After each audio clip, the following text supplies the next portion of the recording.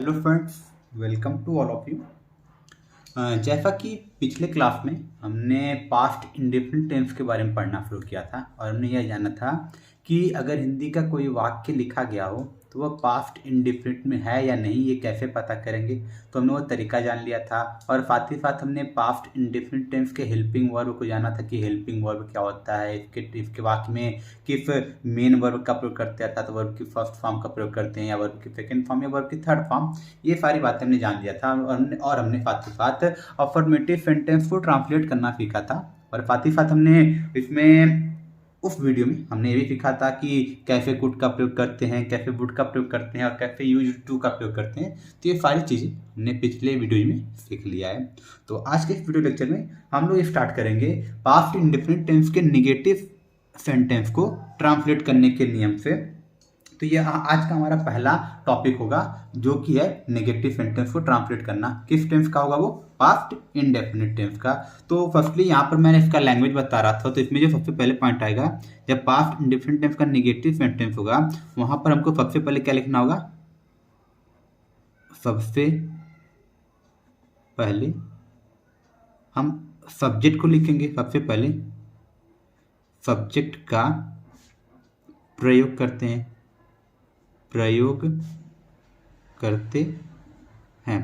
अब सब्जेक्ट का प्रयोग करते हैं। उसके बाद क्या किया जाता है? जो अगला पॉइंट होगा, डिड नॉट के साथ, डिड के साथ क्या प्रयोग करेंगे? नॉट का प्रयोग करते हैं। वो किसके बात करेंगे हम लोग? सब्जेक्ट के बात करते हैं। सब्जेक्ट पर किसका प्रयोग करेंगे? डिड नॉट का प्रयोग करते हैं। और उसके बाद जो हमारा थर्ड पॉइंट होगा, थर्ड पॉइंट हम लोग क्या करेंगे? जब इस बार हमने डिड का प्रयोग किया है तो हम लोग वर्ब की फर्स्ट फॉर्म का प्रयोग करते हैं। वर्ब की फर्स्ट फॉर्म का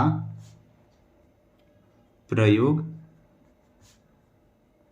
करते हैं। और लास्ट में क्या किया जाएगा?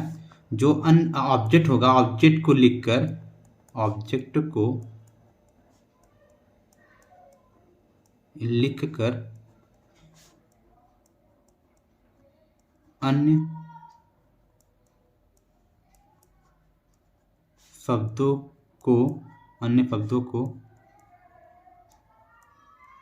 ट्रांसलेट कर लेते हैं, अन्य शब्दों को ट्रांसलेट कर लेते हैं। तो अगर इस इन्फॉर्मेशन के थ्रू हमको स्ट्रक्चर बनाना होगा पास्ट इंडेफिनिट टेंस के नेगेटिव सेंटेंस का, तो वह कुछ इस प्रकार हो जाएगा। सबसे पहले क्या लिखना होगा?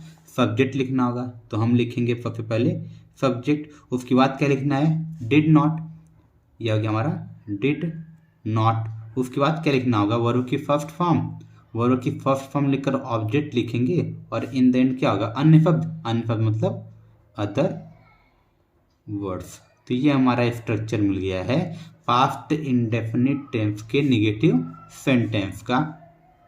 तो मैंने जैसा कि आपको पहले ही बताया था कि जब पास्ट इंडेफिनिट टेंस का अफर्मेटिव सेंटेंस होता है तो वहां पर हम लोग हेल्पिंग वर्ब डिड का प्रयोग नहीं करते थे, और जब डिड का प्रयोग नहीं करते थे तो वहां पर वर्ब की सेकेंड फॉर्म आती थी। लेकिन जब नेगेटिव सेंटेंस होता है और इंट्रोगेटिव सेंटेंस होता है तो उन सेंटेंसेज में हम लोग हेल्पिंग वर्ब डिड का प्रयोग करते हैं। और जब भी डिड का प्रयोग किया जाता है तो वर्ब की कौन सी फॉर्म प्रयोग की जाती है? वर्ब की फर्स्ट फॉर्म का प्रयोग किया जाता है। तो ये हमारे पास स्ट्रक्चर रहा। चलिए इस स्ट्रक्चर का प्रयोग करते हैं कुछ वाक्यों को ट्रांसलेट करने में। जैसे कि तुम्हारे मित्रों ने दरवाजा नहीं खोला। तुम्हारे मित्रों ने दरवाजा नहीं खोला। तो अब जब हम इस वाक्य को देखेंगे तो हमको फर्स्टली क्या करना होता था? वाक्य के टेंस को पहचानना होता था। तो यहाँ पर क्रिया के अंत में खोला, तो इसमें अगर हम लोग देखेंगे तो आ की मात्रा जुड़ी हुई है, मतलब जुड़ी हुई है। इसका सीधा मतलब है इसके अंत में आ गया है। और जब किसी क्रिया के अंत में आ आता है या फिर ई आती है तो वहां पर कौन सा टेंस होता है? वहां पर होता है पास्ट इंडेफिनिट टेंस। तो ये हमारा पास्ट इंडेफिनिट टेंस हो गया, इसमें कोई डाउट नहीं है। तो पास्ट इंडेफिनिट टेंस हो गया है। तो और साथ ही साथ इसका टेंस पहचानेंगे तो यहाँ पूर्ण विराम का प्रयोग हुआ है, और पूर्ण विराम के साथ किसका प्रयोग किया गया है, नहीं शब्द का प्रयोग किया गया है। और जब भी पूर्ण विराम के साथ नहीं शब्द आता है तो वो कौन सा सेंटेंस बनता है, निगेटिव सेंटेंस बनता है। तो इसका मतलब ये पास्ट इंडेफिनिट टेंस का निगेटिव सेंटेंस है। और जब इसको ट्रांसलेट करेंगे तो हमको सबसे पहले क्या लिखना होगा, सब्जेक्ट लिखना होगा। अच्छा, किसने दरवाजा नहीं खोला, तो आंसर क्या मिलेगा, तुम्हारे मित्रों ने। मैंने पीछे बताया हुआ है कौन या किसने लाकर प्रश्न करने पर उत्तर में जो शब्द मिलता है वही हमारा होता है सब्जेक्ट। तो यहाँ पर हमारा सब्जेक्ट क्या हो गया, तुम्हारे मित्रों ने। तो इसकी इंग्लिश क्या हो जाएगी, योर फ्रेंड्स, FRIET, फ्रेंड्स। अब देखिए यहाँ पर सब्जेक्ट चाहे सिंगुलर हो चाहे प्लूरल चाहे कुछ भी हो, हेल्पिंग वर्ब तो अकेले है, डिड तो डिड ही आएगा, इसमें सोचना नहीं है। तो योर फ्रेंड्स डिड, अब नेगेटिव है, नेगेटिवली क्या लिखेंगे, not. Your friends did not, काम हो रहा है खोलने का, खोलने की इंग्लिश क्या होती है, ओपन, और वही वर्ब की फर्स्ट फॉर्म भी होती है, तब क्या लिखेंगे, ओपन। तो हमने ये भी लिख लिया। अच्छा, क्या नहीं खोला है, दरवाजा, तो ये क्या हो जाएगा, ओपन द डोर। तो इस प्रकार से देखिए तुम्हारे मित्रों के लिए हमने योर फ्रेंड लिख लिया। उसके बाद निगेटिव की पास्ट इंडेफिनिट टेंस था, निगेटिव था, तुमने क्या लिख लिया, डिड नॉट, तो यहाँ से भी खत्म हो गया। उसके बाद क्या लिखना था, क्रिया लिखनी थी वर्ब की फर्स्ट फॉर्म, तो खोलने की इंग्लिश में ओपन लिख लिया। और लास्ट में बचा तो क्या था, दरवाजा, तुमने क्या लिख लिया, द डोर। तो इस तरह हमने इस वाक्य को ट्रांसलेट कर लिया है। चलिए एक और एग्जाम्पल पे पास्ट इंडेफिनिट टेंस के निगेटिव सेंटेंस को समझते हैं। जैसे कि अगर मैं ये एग्जाम्पल दूं, तुमने मुझे कलम नहीं दिया, तुमने मुझे कलम नहीं दिया। तो अब इस सेंटेंस को देखेंगे तो यहाँ भी देखेंगे जो इसका टेंस है दिया, या शब्द आ गया है, क्रियाकंत में या आ गया है, तो डेफिनेटली ये पास्ट इंडेफिनिट टेंस हो गया है।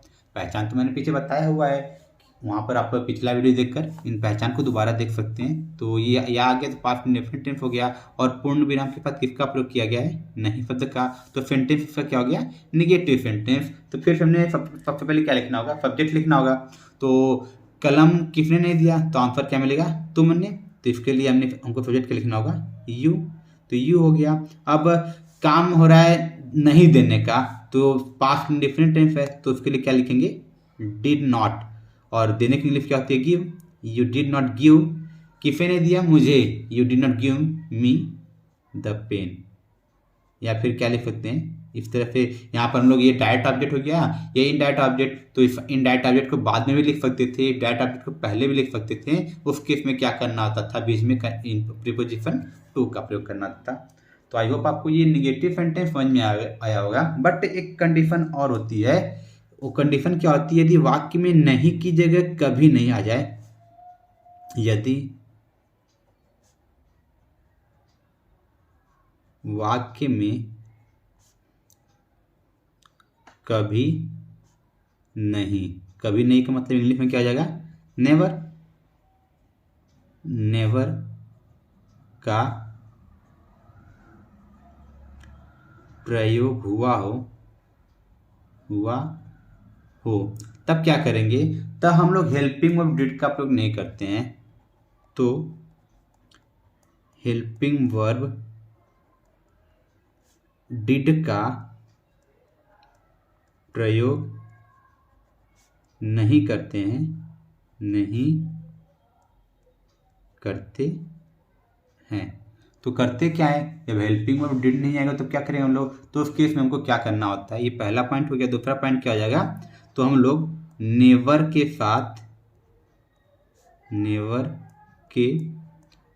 साथ वर्ब की सेकेंड फॉर्म का प्रयोग करते हैं, प्रयोग करते हैं। कहने का तात्पर्य क्या है कि जब भी वाक्य में पास्ट इंडेफिनिट टेंस का जो वाक्य होगा उसमें किसका प्रयोग कर दिया गया हो, उसमें कर दिया गया हो कभी नहीं अर्थात नेवर का प्रयोग किया गया हो, तो उस केस में हमको क्या करना होगा, उस केस में हमको ये डिड का जो प्रयोग हम अभी हमने निगेटिव सेंटेंस में किया है, तो इस डिड का प्रयोग हम लोग नहीं करेंगे। और उस तब क्या करेंगे, तो हम लोग जब कभी नहीं के लिए नेवर का प्रयोग करेंगे, तो नेवर के साथ वर्ब की कौन सी फॉर्म का प्रयोग करेंगे, V2 का, अर्थात वर्ब की सेकेंड फॉर्म का प्रयोग करेंगे। वर्ब की सेकेंड फॉर्म क्यों आती है, क्योंकि मैंने जस्ट बताया है जब डिड का प्रयोग करते हैं तो वर्ब की फर्स्ट फॉर्म आती है, लेकिन नेवर के होने की वजह से हमको डिड का प्रयोग नहीं करना है, और जब डिड का प्रयोग नहीं करना है तो वर्ब की कौन सी फॉर्म आएगी, वर्ब की सेकेंड फॉर्म का प्रयोग करेंगे। अगर हमको इसके लिए भी स्ट्रक्चर चाहिए तो स्ट्रक्चर क्या बन जाएगा हमारे पास, सबसे पहले सब्जेक्ट हो जाएगा, उसके बाद क्या लिखेंगे, नेवर लिखेंगे, उसके बाद क्या लिखना होगा, उसके बाद लिखेंगे V2 अर्थात वर्ब की second form, after that object, और in the end other words. तो ये हो गया हमारे पास स्ट्रक्चर नेवर वाले वाक्य का, अर्थात जहाँ पर वाक्य में पास्ट इंडेफिनिट टेंस के नेवर का प्रयोग हुआ हो, कभी नहीं का प्रयोग हुआ हो। तो इसका प्रयोग करते हैं एग्जाम्पल के थ्रू। जैसे कि हमारे पास एक एग्जाम्पल ये दिया हुआ है, उन्होंने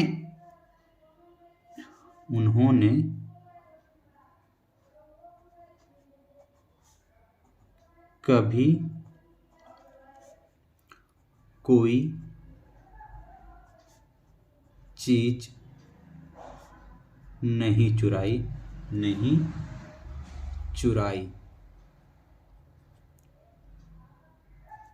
तो ये हमारे पास सेंटेंस है। तो जब हमको देखना है, इसको ट्रांसलेट करना है, तो हम लोग देखेंगे कि इसमें ई आ गया है, तो ये क्या डिनोट कर रहा है, ये पास्ट इंडेफिनिट टेंस को डिनोट कर रहा है। और भी चीज़ देखेंगे तो नहीं आ गया। अगर सिर्फ हम लोग नहीं देख के इस वाक्य को ट्रांसलेट करने जाएंगे तो हम लोग डिड का प्रयोग कर देंगे, और डिड का प्रयोग करने की वजह से सेंटेंस गलत हो जाएगा, क्योंकि हमको दिखेगा कि यहाँ पर कभी का भी प्रयोग किया गया है, अर्थात यहाँ कभी नहीं आया हुआ है, और कभी नहीं आने की वजह से यहाँ पर नेवर का प्रयोग होगा, और जब नेवर का प्रयोग होगा तो हेल्पिंग और डिड का प्रयोग नहीं करेंगे, और नेवर के साथ वर्ब की कौन सी फॉर्म आएगी, वो आएगी सेकेंड फॉर्म। तो सबसे पहले सब्जेक्ट लिखेंगे उन्होंने, तो उन्होंने की इंग्लिश क्या आ जाएगी, दे। अब यहाँ पर कभी नहीं है तो इसके बाद क्या लिखेंगे, नेवर। तो स्ट्रक्चर देखिए, हमने सब्जेक्ट भी लिख लिया, नेवर भी लिख लिया। अब क्या लिखना है, वर्ब की सेकेंड फॉर्म, काम हो रहा है चुराने का, चुराने की इंग्लिश होती है स्टील, और इसका सेकेंड फॉर्म क्या आता है, स्टोल। दे नेवर स्टोल, कभी कोई चीज का क्या जाएगा, एनीथिंग। तो इस प्रकार से हमने कभी नहीं वाले वाक्यों को भी ट्रांसलेट कर लिया है। अगर चलिए एक और एग्जांपल मैं आपको देता हूँ, जहाँ पर हमने पिछले वीडियो में हमने फका फके वाले वाक्यों को ट्रांसलेट किया था। जैसे कि मैं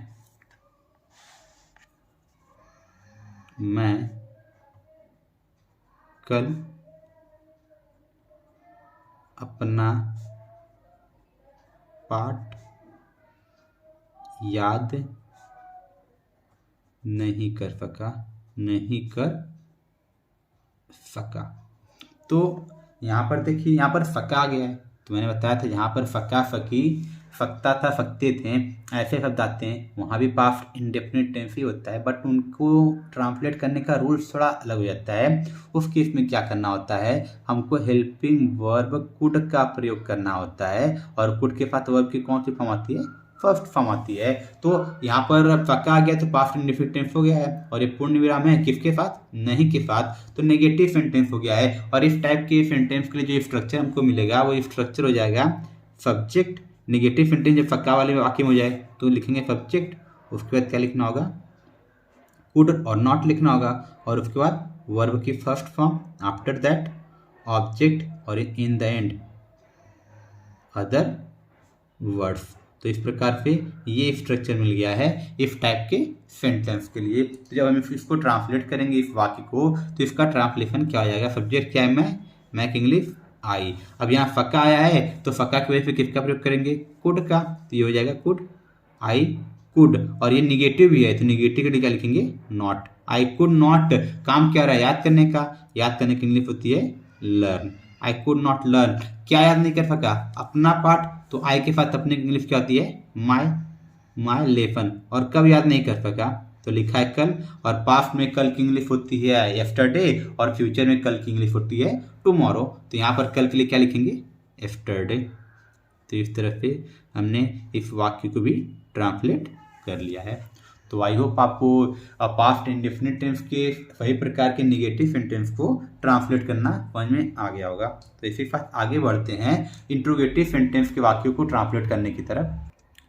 तो हमारे पास जो अगली हेडिंग है वो है ट्रांसलेशन ऑफ इंट्रोगेटिव सेंटेंस। मतलब अब हमें पास्ट इंडेफिनिट टेंस में आए हुए इंट्रोगेटिव सेंटेंस को ट्रांसलेट करना सीखना है। तो तो इसमें पहला पॉइंट हमारे पास क्या होगा, फर्स्ट टाइप, या फिर जिसको हम लोग यस नो टाइप भी बचपन से कहते चले आ रहे हैं, हमको ऐसे वाक्यों को ट्रांसलेट करना सीखना है। तो फर्स्ट टाइप क्या होता है, पीछे कई बार बता चुका हूँ, एक बार मैं फिर से बता देता हूँ कि हिंदी में अगर पहचानना होगा कि कोई वाक्य हिंदी में फर्स्ट टाइप इंट्रोगेटिव है या नहीं है, या अर्थात यस या नो टाइप है या नहीं है, तो उसका सीधा सा तरीका है, यदि हिंदी के वाक्य का प्रारंभ किससे हो जाए, क्या से हो जाए, और उसका उत्तर हाँ या ना में देना संभव हो, तो वो बनता है हमारा फर्स्ट टाइप या फिर yes no type interrogative sentence. जैसे कि अगर मैं बोलूं क्या राम ने खाना खाया, तो आंसर हाँ या ना ही में दे सकते हैं। तो यहाँ पर क्या से प्रारंभ भी हुआ है, तो ये सेंटेंस क्या बन जाएगा, फर्स्ट टाइप इंट्रोगेटिव।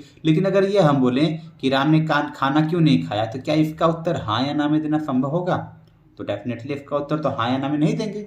यहाँ पर तुमको अगर उत्तर देना होगा तो खाना ना खाने की वजह बताएंगे, और यहाँ पर जो प्रश्नवाचक शब्द है वाक्य के बीच में आया है, तो ये वाक्य के बीच में आने का कोई तात्पर्य नहीं होता है। सीधे शब्दों में जिन प्रश्नों को उत्तर यस या नो में नहीं दे सकते हैं वो सेकेंड टाइप होते हैं, और जब इनको ट्रांसलेट करते हैं, जब फर्स्ट टाइप को ट्रांसलेट करते हैं जिसका प्रारंभ क्या से होता है और उनका उत्तर यस या नो में दे सकते हैं, तो उनको ट्रांसलेट करते समय सबसे पहले क्या करना होता है, पहला पॉइंट होगा हेल्पिंग वर्ब का प्रयोग करते हैं, और पास्ट इंडेफिनिट टेंस पढ़ रहे हैं तो हेल्पिंग वर्ब कौन क्या हो जाएगा, यहाँ पर हेल्पिंग वर्ब डिड लिखते हैं सबसे पहले।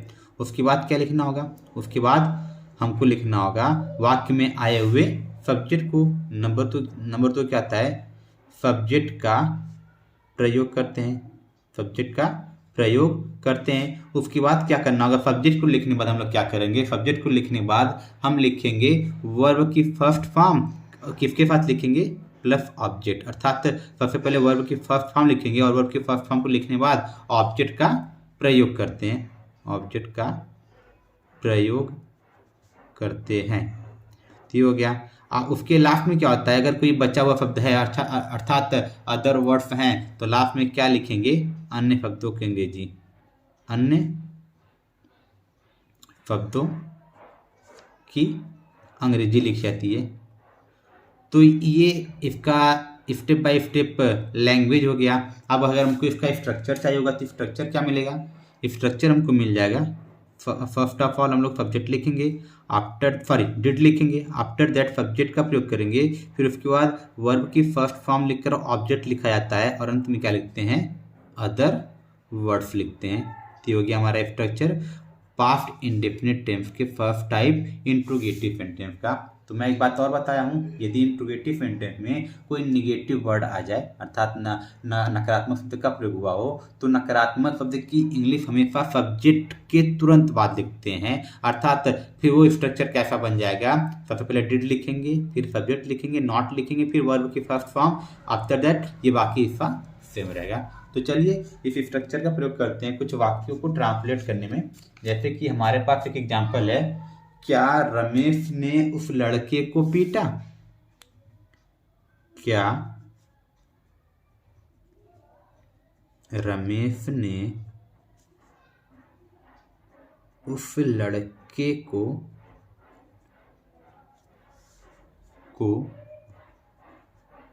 पीटा, और लास्ट में क्या है, क्वेश्चन मार्क। तो जब भी इंट्रोगेटिव सेंटेंस होता है तो डेफिनेट है इस क्वेश्चन मार्क का आना तो बनता ही है, अर्थात इस क्वेश्चन मार्क का प्रयोग किया जाता है। तो ये क्वेश्चन मार्क है तो इंट्रोगेटिव हो गया। इंट्रोगेटिव में किस टाइप का है, वाक्य का प्रारंभ किससे हो गया है, क्या से हो गया है, जैसा कि मैंने फिर आपको ऊपर बताया, और इसका उत्तर हाँ या ना में दिया सकता है। अगर किसी से पूछा जाए कि मान लीजिए रमेश नाम का लड़का है और उसका कोई फ्रेंड है, उसको फ्रेंड से पूछें क्या रमेश ने उस लड़के को पीटा, तो अगर उसने पीटा होगा तो दोस्त बोलेगा हाँ, या नहीं पीटा होगा तो कहेगा नहीं, अर्थात इसका उत्तर यस या नो में दिया जा सकता है। तो दैट इज वाई ये क्या हो गया है, ये इंट्रोगेटिव है किस टाइप का, फर्स्ट टाइप, या फिर इसे और क्या कहते हैं, यस नो टाइप करते हैं। अब जब इसको ट्रांसलेट करेंगे, यहाँ पे देखिए टेंस देखते हैं, तो पीटा आ की मात्रा लगी हुई है तो पास्ट इंडेफिनिट टेंस हो गया है। तो सबसे पहले क्या लिखना होगा, हेल्पिंग वर्ब, हेल्पिंग वर्ब क्या है, डिड, तो यहाँ पर हमने लिख लिया डिड। उसके बाद क्या लिखना होगा, सब्जेक्ट, सब्जेक्ट क्या पीटने का काम कौन कर रहा है, रमेश, तो सब्जेक्ट हो गया है रमेश, डिड रमेश। अब क्या लिखना है, वर्ब की फर्स्ट फॉर्म, काम हो रहा है पीटने का, और पीटने की इंग्लिश होती है पीट, और इसका और हमको वर्ब की फर्स्ट फॉर्म लिखनी है। तो यहाँ हो गया बीट, डिड रमेश बीट, किसे पीटा है? उस लड़के को। Beat that boy, beat that boy, और लास्ट में क्या लगाएंगे? Question mark. तो आई होप आपको ये समझ में आया होगा। चलिए इससे रिलेटेड एक और एग्जाम्पल करते हैं। क्या तुमने मेरी कलम तोड़ी? तो ये रहा हमारा अगला एग्जाम्पल। तो यहाँ भी देखेंगे तो इस वाक्य के अंत में क्या आया हुआ है? क्वेश्चन मार्क आया हुआ है, तो इंट्रोगेटिव है। वाक्य का प्रारंभ किससे हुआ है, क्या से हुआ है, और इसका उत्तर यस या नो में दे भी सकते हैं। तो ये क्या हो जाएगा? ये फर्स्ट टाइप का इंट्रोगेटिव हो गया। पहली बात हमने क्लियर कर लिया है। और इसके टेंस को देखते हैं। तोड़ी, तो इसमें एक ही मात्रा जुड़ी हुई है, तो इसका टेंस क्या हो गया है? Past indefinite tense. तो जब अब हमको जब इसको ट्रांसलेट करना है तो सबसे पहले हेल्पिंग वर्ब लिखना होगा, और हेल्पिंग वर्ब क्या होती है? पास्ट इंडेफिनिट टेंस की डिड। तो यहाँ पर हमने डिड लिख लिया है। अब डिड के बाद हमको क्या लिखना है? सब्जेक्ट लिखना है। सब्जेक्ट कौन है? कलम तोड़ने का काम कौन कर रहा है? तुमने। तो तुमने की इंग्लिश क्या हो जाएगी? यू। Did you. अब काम हो रहा है तोड़ने का, तो तोड़ने की इंग्लिश होती है ब्रेक। तो वर्ब की फर्स्ट फॉर्म क्या होती है? ब्रेक। डिड यू ब्रेक, क्या तोड़ा है? मेरी कलम। तो इसकी इंग्लिश क्या हो जाएगी? My pen. तो इस प्रकार से हमने इस वाक्य को भी ट्रांसलेट कर लिया है। तो इसी के साथ अब हम बढ़ते हैं इंट्रोगेटिव सेंटेंस के नेक्स्ट टाइप की तरफ, जो होता है सेकेंड टाइप, या जिसको कहते हैं डब्ल्यूएच टाइप। तो हमारा जो दूसरा पॉइंट होगा इंट्रोगेटिव सेंटेंस में, वो है सेकेंड टाइप, या फिर जिसको क्या कहते हैं और करके डब्ल्यूएच टाइप। डब्ल्यूएच टाइप क्यों कहते हैं? क्योंकि ये ऐसे वाक्यों का प्रारंभ इंग्लिश में क्वेश्चन वर्ड्स होता है, और जो अधिकांश क्वेश्चन वर्ड होते हैं, एक को छोड़कर, हाउ को छोड़कर, सबका प्रारंभ किससे होता है? डब्ल्यूएच से होता है।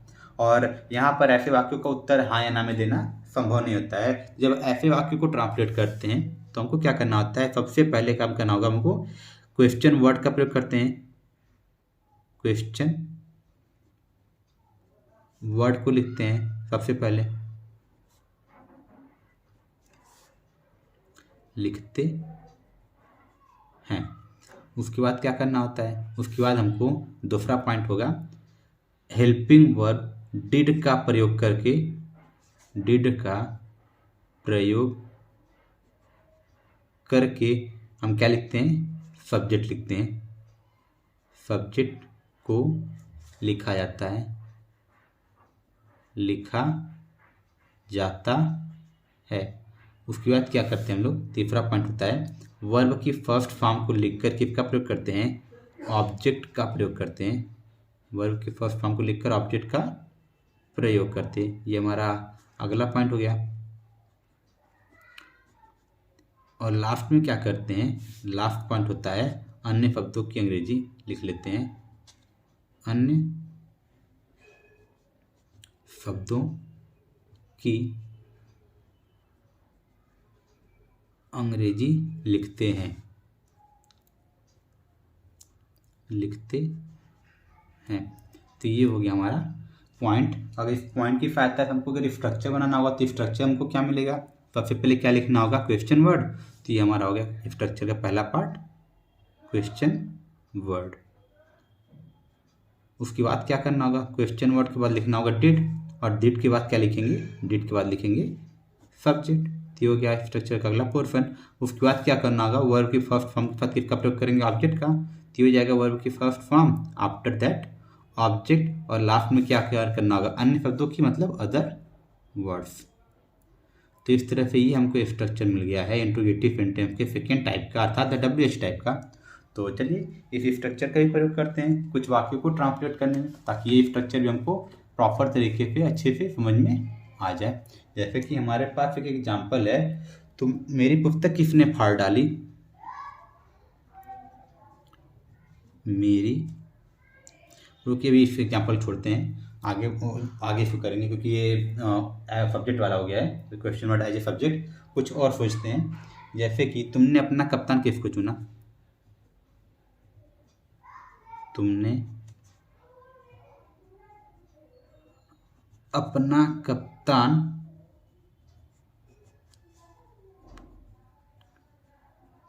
किसको चुना। तो ये हमारा हो गया सेंटेंस, तुमने अपना कप्तान किसको चुना। तो अब इस वाक्य को देखेंगे तो क्वेश्चन वर्ड, अब क्वेश्चन मार्क आ गया तो इंट्रोगेटिव हो गया है। और हम लोग देखेंगे कि इस वाक्य का प्रारंभ किससे हुआ है, तुमने से हुआ है, तो डेफिनेटली तो फर्स्ट टाइप होगा नहीं, फर्स्ट टाइप नहीं तो जाहिर सी बात है सेकेंड टाइप हो गया है। अब जब सेकेंड टाइप हो गया है और इसका हेल्पिंग वर्ब, इसका क्रिया देखेंगे, क्रियाखंड में क्या आ गया, ना अर्थात आ गया है, तो ये कौन सा टेंस हो गया है, ये बन गया है पास्ट इंडेफिनिट टेंस। अब इसको जब ट्रांसलेट करेंगे तो सबसे पहले हमको क्या लिखना होगा, क्वेश्चन वर्ड, क्योंकि यहाँ क्वेश्चन वर्ड आया है वाक्य के बीच में, किसको किसको इंग्लिश होती है होम। अब होम लिख लिया, अब क्या लिखना होगा, डिड, तो डिड लिखेंगे, ये हो गया डिड, क्योंकि पास्ट इंडेफिनिट टेंस है, होम डिड। अब क्या लिखना है, सब्जेक्ट, चुनने का काम कौन कर रहा है, तुम, इसकी सब्जेक्टिव क्या जाएगा, you. Home do did you, काम हो रहा है चुनने का, चुनने की इंग्लिश क्या होती है, चूज, ये हमने लिख लिया choose. Home did you choose, अच्छा क्या चुना है, अपना कैप्टन, तुम अपना कप्तान, अर्थात यू की साथ अपने की इंग्लिश क्या होती है, योर, तो योर, और लास्ट में क्या आ जाएगा, कैप्टन। तो इस प्रकार से हमने इस वाक्य को भी ट्रांसलेट कर लिया है इंट्रोगेटिव में। तो आई होप आपको समझ में आ गया होगा। अगर क्या हो जाए, इंट्रोगेटिव वर्ड ही सब्जेक्ट बन जाए, जैसे कि मैं एग्जाम्पल लिखने जा रहा था, मेरी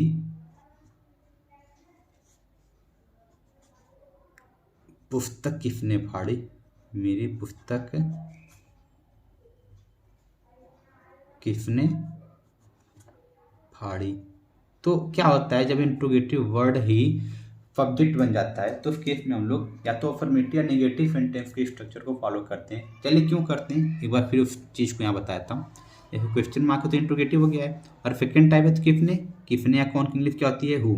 अब जैसे हमने हु को लिखा तो हम उसके बाद हेल्पिंग वर्ब का प्रयोग करते थे, लेकिन यहाँ पर हम लोग देखेंगे कि यही तो सब्जेक्ट का काम कर रहा है, किसने पुस्तक फाड़ने का काम किसने किया है। आंसर अगर देना होगा तो आंसर इसी शब्द की जगह ही आएगा, अर्थात जो सब्जेक्ट होगा, जो कार्य करने वाला होगा, वो इसकी जगह ही आएगा। तो इसका मतलब ये जो हु शब्द हो गया इंट्रोगेटिव वर्ड तो है, और साथ ही साथ क्या है, सब्जेक्ट भी है, अर्थात हमने सब्जेक्ट लिख दिया है। अब आप मुझे बताइए कि चाहे यहाँ पर interrogative word second type interrogative है तो वहाँ पर सब्जेक्ट कब आता था, हेल्पिंग वर्ब के बाद आता था, लेकिन यहाँ पर हमने क्वेश्चन वर्ड तो लिखा है, लेकिन वो क्या है, सब्जेक्ट है। और सब्जेक्ट का प्रयोग हम लोग सबसे पहले क्या करते थे, या तो अफर्मेटिव या तो निगेटिव में, और जब निगेटिव होता था तब तो डिड आता था, लेकिन ये तो निगेटिव नहीं है ना, क्योंकि यहाँ पर निगेटिव वर्ड नहीं आया है, तो नहीं का प्रयोग नहीं हुआ है। तो यहाँ पर ये क्या होगा, अफर्मेटिव सेंटेंस के स्ट्रक्चर के अनुसार जाएंगे तो उस केस में अफर्मेटिव वर्ब की कौन सी फॉर्म आती है, सेकेंड फॉर्म आती है, और फाड़ने की इंग्लिश क्या होती है, टीयर, और इसका सेकेंड फॉर्म क्या हो जाएगा, टोर।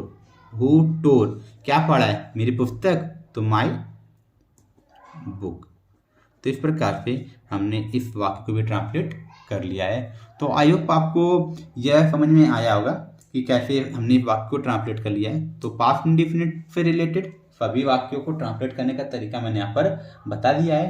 तो आपसे रिक्वेस्ट है कि आप इन रूल्स का यूज करके आगे इनसे रिलेटेड एक्सरसाइज को जरूर कीजिए। आज के वीडियो को मैं यहीं पर समाप्त करता हूँ। Thank you.